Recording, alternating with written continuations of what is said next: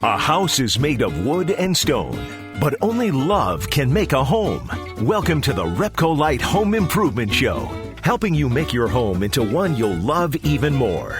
On News Radio Wood 1300 and 106.9 FM. Well, good morning, everybody. Happy Saturday. Happy Saturday, Dan. Haley. Happy Saturday, Haley. Dan. That's the German way of pronouncing that. Haley. I'm going to say all my H's like that. I need a wet wipe for this microphone. We'll clean that off. What a great way for everybody to start their Saturday. I can use it. Hello, everybody. Any letter. It's like Sylvester. Yeah. Wow. That's a new thing I've done. I've learned something new, a new skill. I don't know where that's marketable. I don't think it is. No. You don't think at all? Anywhere? No, actually it is. Like we talked about before, go to the Netherlands. Oh. You'll fit right in. Okay, and I could do maybe voiceovers for cartoons or something. Exactly. Anyway, happy Saturday. I'll say it the normal way without all the extra spitting. And I apologize. We're going to have to install a spit shield here, and we'll all be safe. Anyway, this past weekend, we had something kind of funny happen at the house. It was only funny after the fact, though. So Saturday came, and I did all my duties, and I decided to take a nap because I'm getting that age. When we're little, we don't like naps. Yeah. The older we get, the more we really think they're awesome. So I'm taking a nap, and as I go downstairs, my daughter is going to bake something because she had baked something amazing the night before, and we ate the whole thing. And so we said, do we have enough stuff to make another one? She said she did, so she's going to make that. So anyway, I take my nap, and I wake up, and I see her just standing there and staring at me. And it kind of startled me, and after I grasped what was going on, she said, the oven won't heat up. And I said, okay, how long have you been trying to heat it up? Because it's, maybe just takes a while. She says, ever since you started taking your nap. Oh, no, that means it's something significant. It's not just a little thing.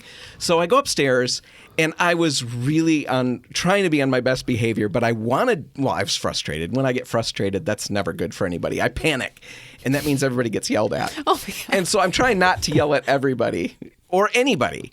And I'm thinking, though, if you'd just woken me up, because I'm looking at the clock, and I've got about 20 minutes to figure out what's wrong and get to the store and get before a part it closes. Before they close. So I tell Tessa, you could have just woken me up. And she said, Dad, if I woke you up, do you know how ugly that would have been? Right, that's not true. good. It's a no-win situation for her. So anyway, I'm trying to get the oven apart because I suspected it was the heating element for the oven part. So this has gone wrong before, and I knew kind of what to do. So I pull out all of the components until I can get at it, and I was hoping that I'd see a broken element. A break in it, and I would know. That's exactly the problem. No such luck. So it looks okay. Oh, jeez. But I'm running out of time. So it's my best guess. So I pull the thing out, drive down to the store nervously because I'm afraid they're going to sell me something new, and it's not going to still fix the problem. I get there, and the guy tests it on the counter with a multimeter and says, yeah, there you go. There's your problem. And it made me realize I have wanted to talk about multimeters for a while, and I never really could come up with that great lead-in to make them exciting. And I don't know that I just... Did you sell it today? I don't know if I did, but for me, it really made the case, because it would have made my drive to work or to the store much less stressful. Right. I would have known what Yeah. I had and that was the problem. And we started talking about that, all the different uses, because a multimeter... Dan, why don't you explain what that is? All right, sure. Well, it's an electrical measuring tool, and it measures a few different things. It measures voltage, it measures amperage, and it measures resistance. And you use the different functions, obviously, for different things. But in your case, you were looking at resistance. Mm-hmm. How much is there current that's able to flow through this element or not? And they were able to tell instantly that, no, there's no electricity that can flow through this, so therefore it's bad. So if I'd have had one of these, I could have tested that, and I would have known. They run anywhere from 20. I mean, you can get a fancy one. But yeah, $40, $20, somewhere in that range. And we just thought we'd talk about some of the other things that we can test. And Haley, when I brought it up, first thing you brought up off the bat was batteries. That's what we would always use at the hardware store when anyone would come in. Oh, this isn't working. Well, is there a battery? Can we test the battery first to make sure that's not the problem? And so we would just use a multimeter really quick. Well, and imagine just a whole drawer full of batteries, Yeah. which I've got at home. And then we go through the long trial. Somebody change the channel because I can't stand watching this and I'm not getting up to hit the manual button. Oh my gosh. Yeah, how dumb is that? It didn't seem dumb until I just explained it. Pretty dumb sounding. Yeah, we spend all this time at the drawer testing batteries. Somebody could just walk to the TV. What's wrong with us? Lots of things. We have huge problems. Yes, I would say. I would So agree. batteries, a really easy test, though. It's a nice way to And go. even for car batteries, you Yeah. said that you tested that. Right. I had an experience one time where all the lights worked on the car. It would crank. It would start. It would try to start, but it wouldn't actually start. And so I was kind of perplexed, like, what's going on? I tested the voltage coming out of the battery, and it wasn't 12 volts.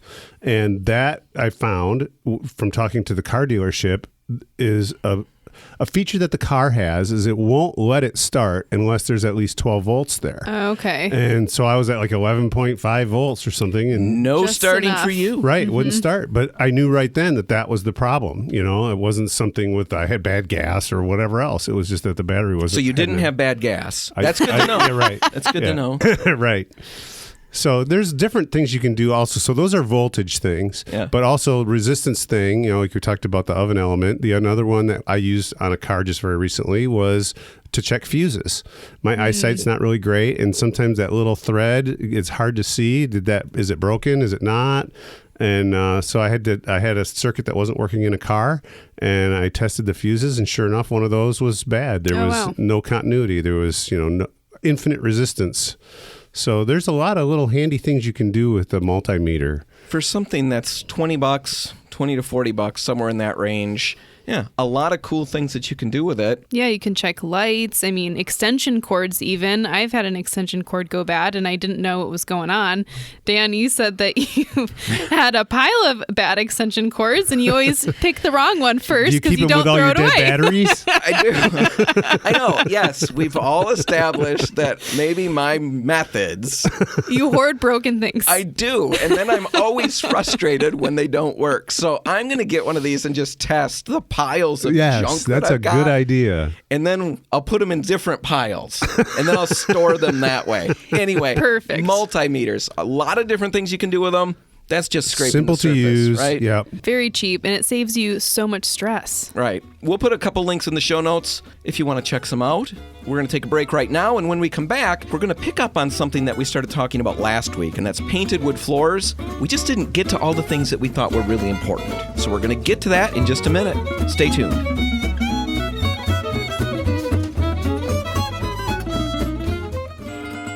Helping you turn your house into your dream home. This is the RepcoLite Home Improvement Show, presented by Benjamin Moore on News Radio Wood 1300 and 106.9 FM. And we're back, and we're going to talk about something. I'm very sorry, Haley. I think this is hilarious. She just took a great big bite of a soda cracker? Yeah, club cracker. A club cracker. Stuff that in her mouth, and I start going, and she's busy trying to suck down water. Dry. Are you ready to continue? Maybe. I don't know. All right. Well, you've got your water there, so you can work through it. Anyway, I'll carry it for a little while, and then you just jump in when you're ready. When your saliva has kicked in. All right. All right.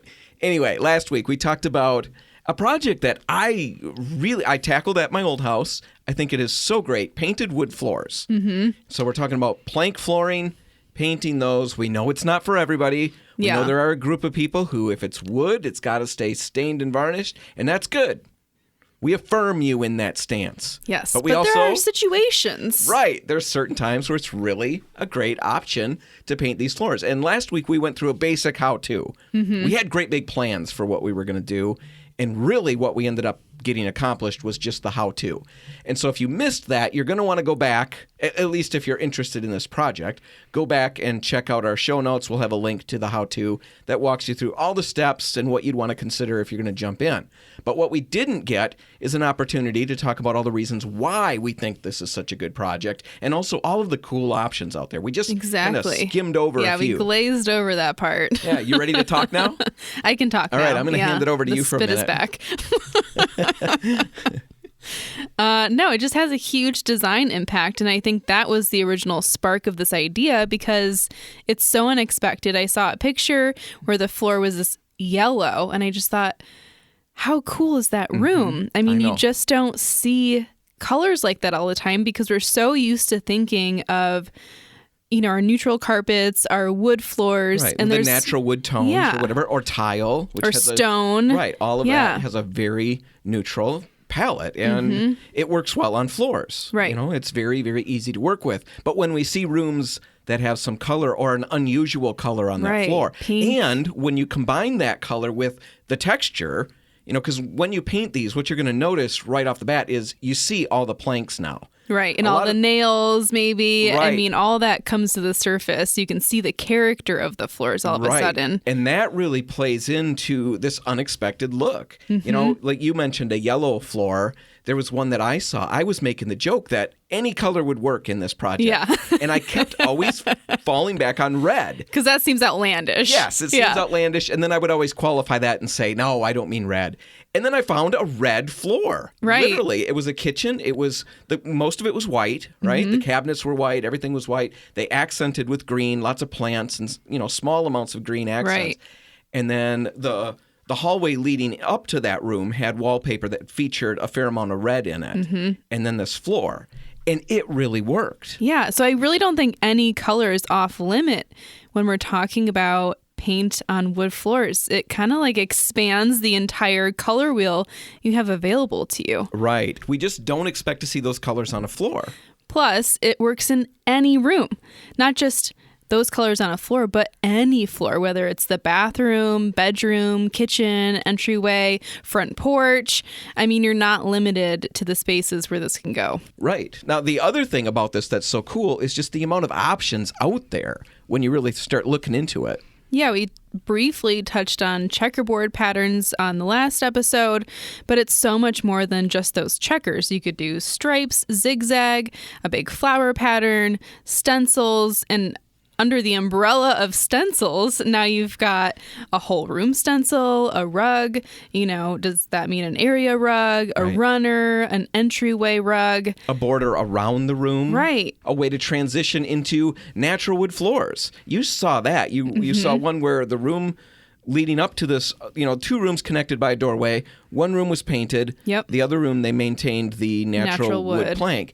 And you saw them, they kind of had like a hexagon style pattern that kind of walked its way into the room a little bit, into the room that had the painted floors. Just a really cool transition look. Exactly. Lots of different options out there. Now, when we're talking about the stencils, let's just dig into that briefly because there's some specifics that we want to get into. And let's start with, first off, making some explanations so we don't lead people down a little more complicated path than we intend. First off, we're talking about stencils on a fully painted floor. Right. So we're assuming that you painted your floor one color, a base color, and then you're adding probably just one other color in a stencil. That's the simplicity of the project. Definitely. You may be picturing a wood floor that's stained and varnished, and then you're stenciling just a little bit of a stencil onto that floor. That's doable, but there's more work involved with that, and it gets a little more intricate. Yeah, it's just a little tricky. Yeah, we're not talking about that right now. If you're interested in that, email us at radio@repcolite.com, and we can walk you through it as necessary. But right now, we're talking about painted floors with just a stencil and, as we said, probably a single color because it can get pretty out of hand pretty quickly if your stencil is intricate, if you go to all the kinds of different colors. If it's a big stencil, like one that I saw where it was just a geometric flower, the petals were kind of like a gem shape instead they of look like diamonds or something. Right, yeah, exactly, instead of your normal petal shape. But it was pretty randomized on the floor. So most of the floor was still that background color. And these large geometric flowers were just kind of scattered through it. And they're large enough where it would be easy to do multiple colors. This is maybe an exception to the rule where I would say that's doable. Right. Most of the time, I think people are picturing maybe really intricate, ornate, you know, old tile kind of designs. That can get pretty crazy pretty quickly if you go that route. Certainly it can be done. It's just, it's not what we're talking about. when we say easy, that's not what we're talking about. We're talking about the bigger designs. So Haley saw that one room. That was a kid's room, right? Mm-hmm. Yeah, such a fun design for a kid's space. I just love that. Right. Now, another way that you could use stencils in a room was a runner that I had seen. And it was really interesting because it reinforced a couple of parts of this that we've talked about already. And I think we covered them last week even more specifically, is how this can fit into any style. Yeah. Right? Sometimes we think of painted plank flooring and we're thinking it's got that farmhouse feel. Exactly. And a lot of them can and do. But it doesn't have to do that because this particular loft apartment that I saw the picture of was modern in its decor. Definitely. But it had a wood plank floor.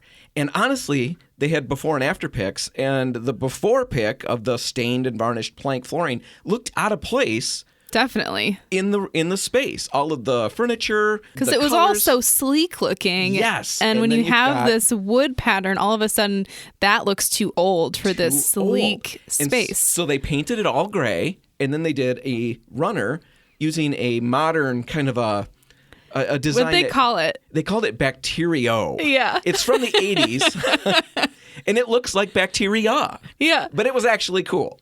But anyway, again, a very simple pattern that they created on their own. They created their own stencil for that one and just did a runner in white, I think it was, on this gray floor. So just two colors, but that look meshed with the entire room. The whole room came together at that point in a modern feel on this old painted plank floor. Those shapes reinforced all of the other things that they had going on in that space. Plus, I love that stencil again because it's not so intricate that it's overwhelming. You don't have to plan so much about how you're going to lay that stencil out as you move across a space. Right. When you start going into the geometric patterns, you want to make sure you end just right. And that's what I guess we want to get to right now. We'll just transition into that because we got to wrap this up.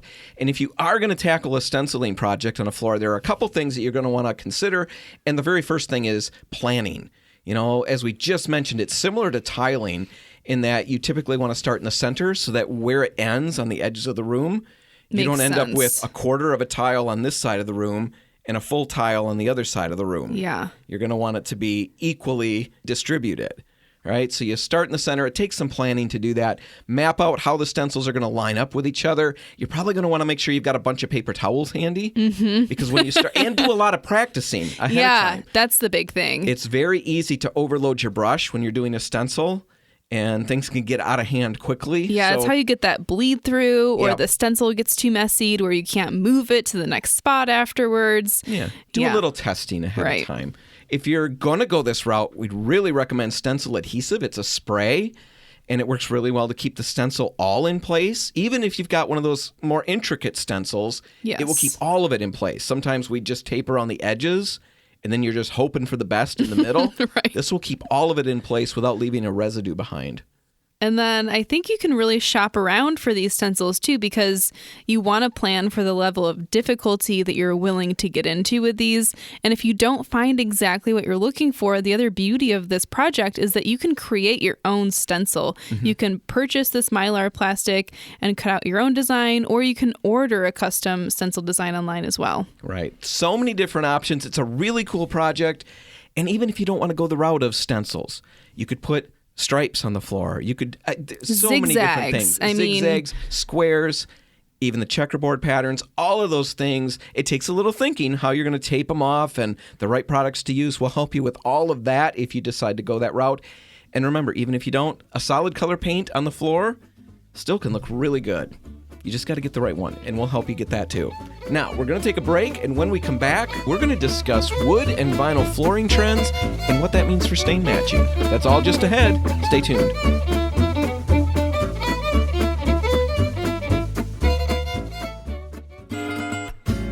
If you want to take your DIY skills up a rung, the RepcoLite Home Improvement Show is here to give you a boost. On News Radio Wood 1300 and 106.9 FM. And we're back, and we're in the studio with Mackenzie Fluke, Mac Fluke, the manager. I was going to say the general manager. No, not the general manager. Yeah, the real general manager.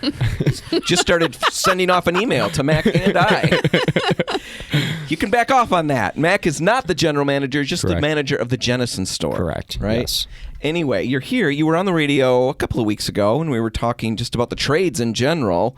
But right now we wanted to bring you back because you mentioned something when you were here that last time about a struggle that you're seeing in the store right now when it comes to color matches. Correct. So recently, we at our store in particular, but also RepcoLite in general, we see a lot of stain matches come in. And we take a lot of pride in the stain matches that we produce. A lot of us work very hard on them, but at the same time, we always try and make sure that there is good communication between the customer when they come in and they drop off their stain match and what to expect.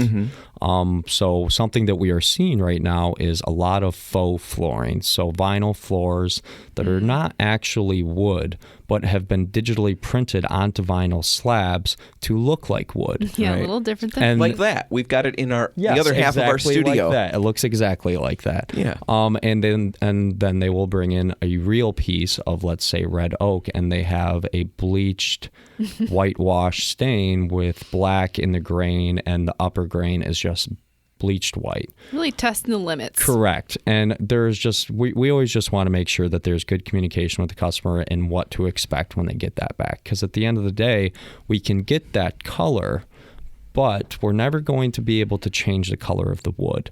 So that is something that is the beauty, but also a curse of wood, is that when we are staining it, it is non-opaque. So it is a semi-transparent stain. Right. And all of those stains rely on the color of the wood correct, to get some of their tone. Yep, as its main canvas, because it's only, it is being wiped on and then wiped right off. Right. So we are going to always see that color of the wood underneath it. So that's just something that we're seeing a lot of right now, which is not a bad thing. It is just kind of goes to show how we are always adapting to deal with new substrates, new, materials that are brought in. But at the same time, just, making sure that the customer knows what to expect. What colors are you seeing? I mean, what's really popular that you're seeing with these vinyl wood plank floors? Yeah, we're seeing a lot of just natural looks, to where almost sometimes people bring in two pieces of wood. Let's say you have the piece that needs to be matched. Well, let's rewind, because when you do bring in a stain match, there are a couple things that we ask of you that will ensure that you get the most accurate match as possible. One is a piece of the wood that we will be matching. Two is a piece of the wood that the match will be going on. Right. Those two things are very crucial to us in making sure that we can get as accurate of a match as possible. Because if we don't have a piece of the wood that it is going on, and you just bring us a sample of the stain or that vinyl flooring, and I tested on a piece of pine that I just happen to have in the back, and you take it and you put it on hickory, they're going to look very, very different. One, obviously, hickory is a much tighter grain than pine is, but also pine can tend to go green. Hickory is very, very neutral. So just those two things really help us ensure that we're getting, that accurate match. But like what we were talking about earlier with what we're seeing, I've had multiple times people come in with a piece of wood that we want to be matched and the piece of the wood that we are matching, and almost right off the bat they look identical, because it is such a natural look to them. But sometimes those can be the hardest, but those can also be the easiest, because Right. sometimes it's as simple as, well, let me just put a clear coat on this and see if I can, if this is done, if it's complete, then ship it. But it can also be very difficult, because when I put a clear coat on it, it might already be too dark. Yeah. Exactly. So trying to come up with new solutions, talking with coworkers and everything like that.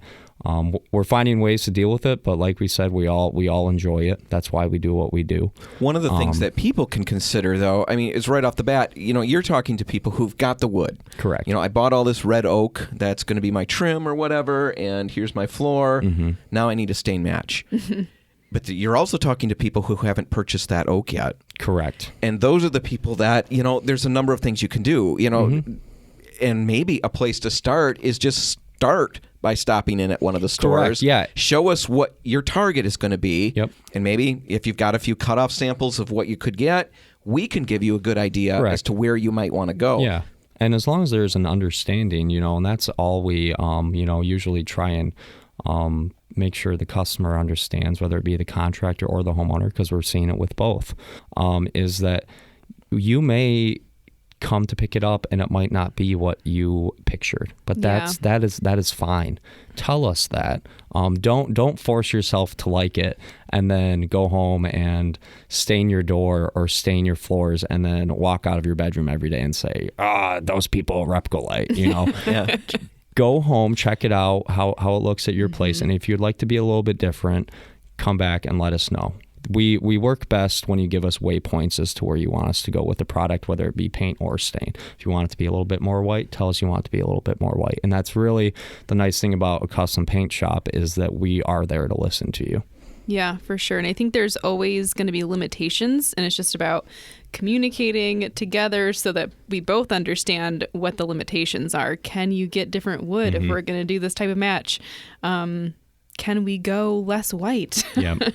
Right? Let's just make sure we're on the same page. Yeah. It's so important to understand, just like you said at the very beginning, how different woods take stains so dramatically differently. One of the things we saw when I was in the store, tons of it was poplar because it looks so great. It looks beautiful in the store. And so people, or the lumberyard or wherever, so they buy poplar, it's going to just stain up. Poplar stains terrible. Yeah. Oh, it's horrible. It looks real bad. it looks really bad. It's a paintable wood. It Yes, should be it looks painted, and very it looks bad. Beautiful painted.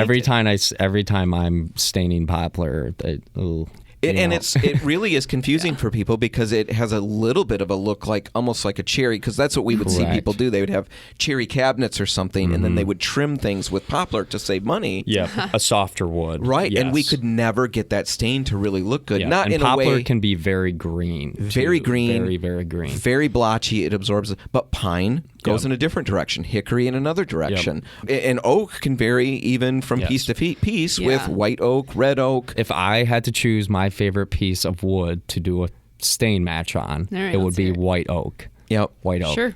Yeah. That's my answer. It's one of the. It's a I know. nice canvas. It's a blank canvas. The hardest thing is when you have a piece of white oak brought in with then a piece of red oak that it's going to be going on. And Yeah. There's know. not a whole lot you can Yeah. do. Yeah, I know. It's really intriguing, and that's what we're here to help with. And by all means, if you've got wood already purchased, we'll help you get where you want to go to the very best of our abilities. And as Mac's saying, keep the communication open. If you don't like something, by all means, don't go put it out on the whole floor. Yes. That's the And then worst come case back and say, scenario. I didn't like it. We will gladly. Nobody wins. Yes, When exactly. you're not happy with the Yep. with the color, we'll get you where you want to be, or at least as close as humanly possible. Yep. But if you haven't made that choice yet for the wood, by all means, stop out and talk to us about it, because I've run into a number of situations where people who sell it, people who you would think would know, don't realize how certain woods stain. They're not Right. familiar with that. And we will gladly walk you through that and make some recommendations if that would help you get where you want to go. Correct. Mac, you're at the Jennison store. If anybody wants to stop by and say hi, right? I will be there. And you definitely want to be known as Mac, not Matt. Yes, I may Turns, see. yeah, it turns out when he answers the phone, people sometimes think you're Matt, right? Matt, Pat, Mike. I like Pat. It's not as common, but it happens. Well, it I does like happen. it. You should go by that. Anyway, Mac Fluke from the Jennison store, thanks for being here. Thank you very much. All right, we're going to take a break, and when we come back, we're going to talk about how to apply the sometimes hideous nature of modernist architecture in our own settings. Who doesn't want that? That's all next. Stay tuned.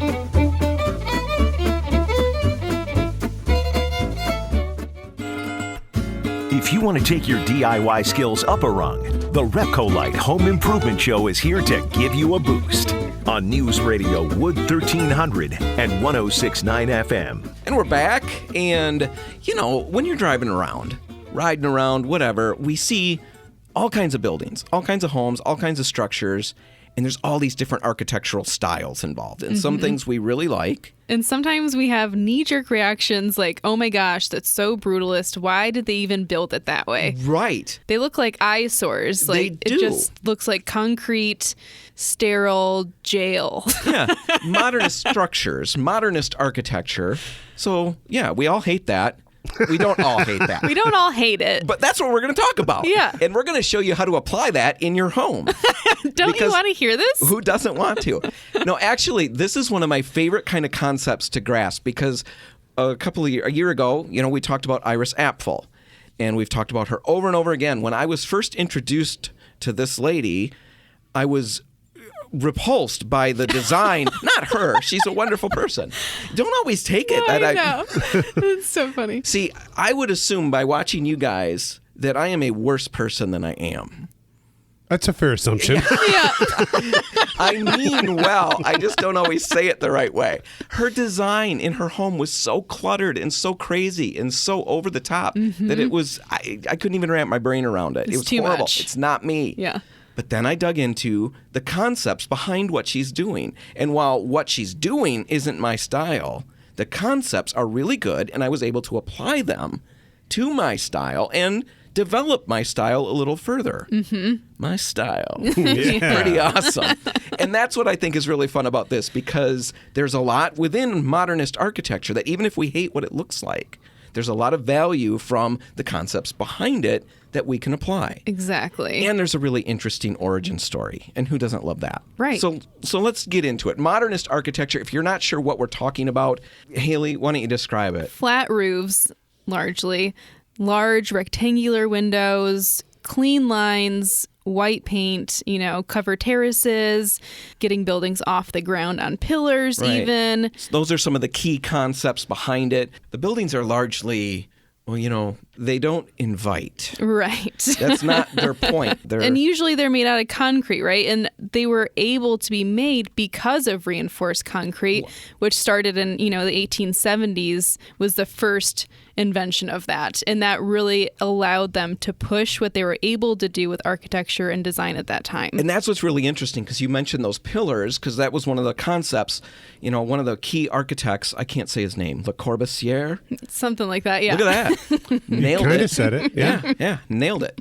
I have no idea what my point was, but I did stick the landing on the name. No, I think one of his he had 5 key concepts, and one of them was getting the buildings up off the ground with these systems of pillars, and that united with, the new materials, the reinforced concrete and steel frame construction, allowed them to remove the necessity for supporting walls. Exactly. So that allowed more open floor plans, and it also allowed for these large horizontal windows that they could install all the way around. So you had rooms where you could literally stand and almost see 360 degrees around you of the outdoors, and that was very important in their design. Right. Was bringing all those things, like you mentioned, Haley, flat roofs with garden spaces and all of that. It's to get outside. It's to bring the outside in.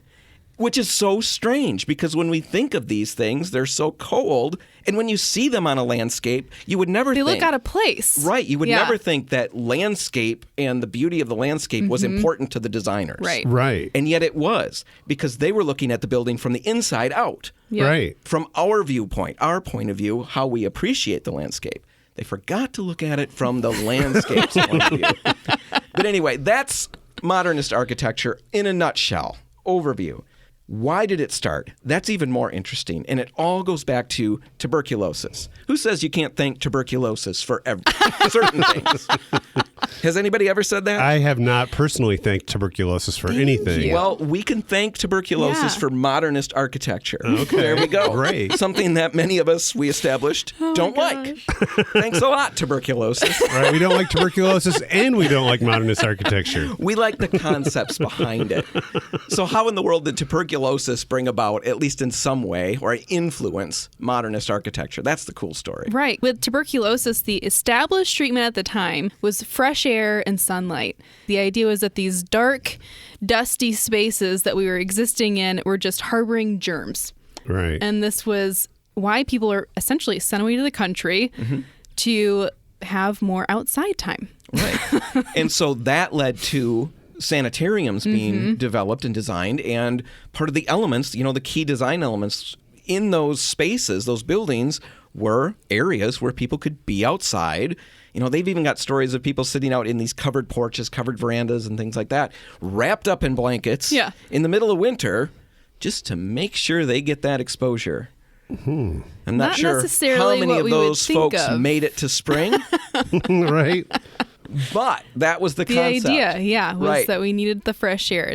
Well, from that, creating those spaces in that way, that functional way to give people a means to get outside and get this proper exposure, that translated into urban architecture and construction. Yeah, and even just the culture at the time, I think, which I really believe it drove a lot of this modernist movement, because these sanitariums needed to be designed in a way that related to the treatment, to have these open verandas so that people could sit outside and essentially sleep in open air and also sunbathe.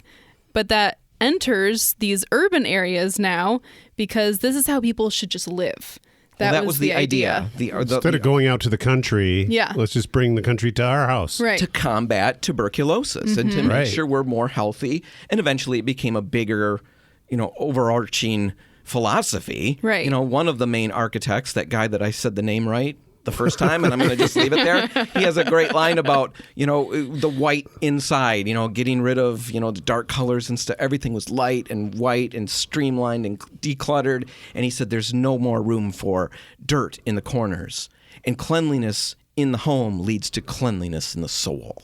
Yes. Right? That's pretty powerful. Yeah. Right. It's a little culty, but a little out there, a little new agey for 100. All right. So that's not going to become part of my mantra, for the cult that I'm going to establish someday. But it's an idea. and I think it has value for sure. In the psyche. So anyway, that's where this modernist movement largely came from. It's very interesting to think that these buildings that, as we said earlier, we think of as sometimes eyesores and being very mechanical in nature, very practical. But they were all meant to be human focused. I mean, really, it was for our well-being, to stay healthy, to have better communities, to have buildings that were able to support these large urban areas. Right. So what do we do with that? And I think it's back to the iris thing. Let's take some of the concepts out of it and see how they apply to our own spaces. And I think the biggest one right off the bat is the importance of the outdoor space. Hugely important in modernist architecture. What do our outdoor spaces look like? And right off the bat, I think about my deck. And my deck is not something that I use a lot. And I have not thought about why. I just figured I wasn't a deck person until we started digging into this. And now I think there's actually some design flaws with the space. Sure. I took down some big flower boxes that existed there that kind of closed it in and made it feel like a defined space. And I removed those.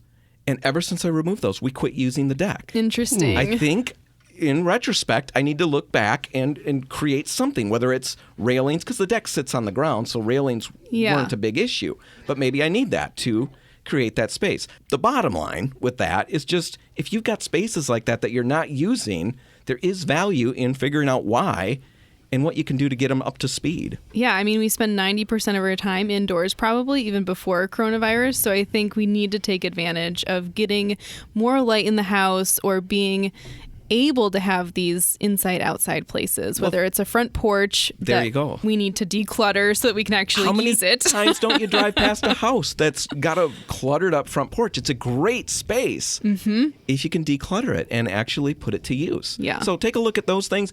One last thing would be just the whole decluttering thing, because one of the concepts behind modernism is streamlined spaces inside, decluttered. Yeah, we think about minimalism a little bit. Right. And that may not be our thing. We like this big collection. Haley, you mentioned a collection that you have when we were researching this, and you made a great point from that. Well, I think I've always assumed that I'm a person that likes my stuff around me, that clutter isn't a bad thing, that I have a collection and it's on display.